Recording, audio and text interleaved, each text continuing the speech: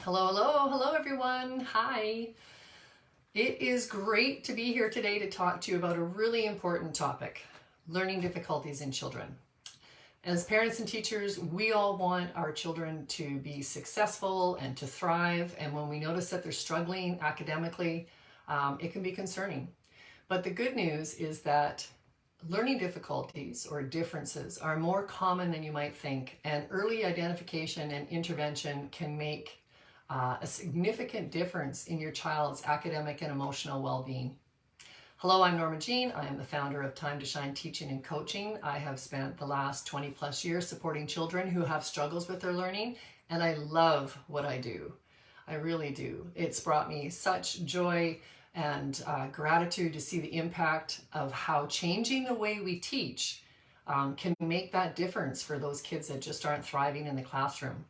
So I told you that we would take a closer look at some of the signs for learning difficulties. So let's get started. Firstly, difficulty with reading, writing, or spelling is a common sign. If your child is having trouble with just basic reading, writing, and spelling skills, it could be a sign of a learning difference like dyslexia or other processing issues. They may be struggling to recognize letters, having them backwards, mixing them up, not knowing the sounds or words, or even just having trouble with comprehension, understanding what they read. Another sign to look out for is struggles with math. Children with learning difficulties may have difficulty with basic math concepts like addition and subtraction and multiplication, etc. And this could be a sign of dyscalculia. They could also be having trouble with like a little bit higher level or more complex concepts such as algebra or geometry. Something to watch for. Poor memory is another sign of learning differences. Children with learning differences may have trouble remembering information such as instructions or directions. You may think that they've mastered a concept only to find out the next day that they've completely forgotten what you thought they'd learned. Or they can struggle to apply what they've learned in new situations, so they lack that ability of transference. Lack of focus is another common sign. Children with learning difficulties may struggle to concentrate on tasks or stay focused for extended periods of time. They may become easily distracted or have trouble filtering out distractions. This can be associated with ADD or ADHD, but I really have to caution you that if a child is experiencing a learning difficulty like, say, dyslexia, it can also present or look like ADD because they're working so hard to try and process that sometimes they just will tune out and it looks like they're distractible. It's something that needs to be investigated, not assumed. Let's just leave it at that.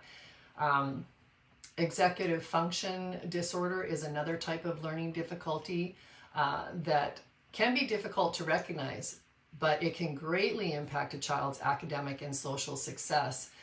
Children with EFD may struggle with organization, planning, time management, task initiation, impulse control.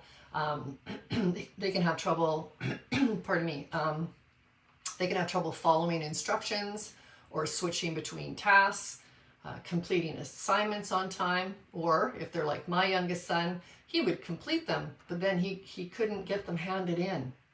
It was crazy. These difficulties obviously can lead to frustration, anxiety, poor academic performance. Another really common trait is behavioral issues. Children with learning differences can become really frustrated, or worse, they can become really anxious due to their academic struggles, which can lead to behavioral issues such as acting out or becoming withdrawn. Because for a struggling child, this can sometimes seem to be a better option than looking stupid in front of their peers. And surprisingly, poor social skills can also be linked to learning differences. Children with learning differences may struggle with social interactions, such as making friends or communicating effectively with their peers. And of course, all of these traits could be associated with ASD or autism spectrum disorder, or not at all. There's other signs to watch for ASD. Excuse me, these kids can struggle with understanding social skills, making eye contact, engaging in conversations. They can also have very limited and intense interests or repetitive behavior, and it's very common for them to struggle with transitions or changes in their routine. So it's important to remember that every child is unique, and each one of them has their own set of strengths and challenges. And if you notice any of these signs in your child, I really do encourage you to seek professional help from a teacher or a counselor or a medical professional or me. I know that some parents can feel hesitant to seek help for their child, but it's important to remember that early identification and intervention really can make a significant difference to your child's academic and emotional well-being, right? By seeking help, you can get your child the support and resources they need to be successful. So if you have any questions or concerns about your child's academic performance, don't hesitate to reach out to me for guidance. I offer free consultations, and I'm happy to support you in any of the challenges that you're having. Just before I go, I did want to mention that I still have the toolkit that I've put together for parents and educators called How to Help Your Child Feel Confident in Their Reading and Spelling. This toolkit includes a comprehensive explanation of the different ways that we learn, so how our bodies connect to our brain, and that's for parents and educators. And it also includes a complete lesson on how to teach your child about their superbrain. Because when a child understands how their body connects to their brains and how to optimize their learning, it really does open up a whole new world to them. So I hope you'll take advantage of that offer. It's a free download. I'm going to put the link in the comments below. And if you're a parent or teacher who's looking to support a child with their reading and spelling difficulties, be sure to check out that toolkit.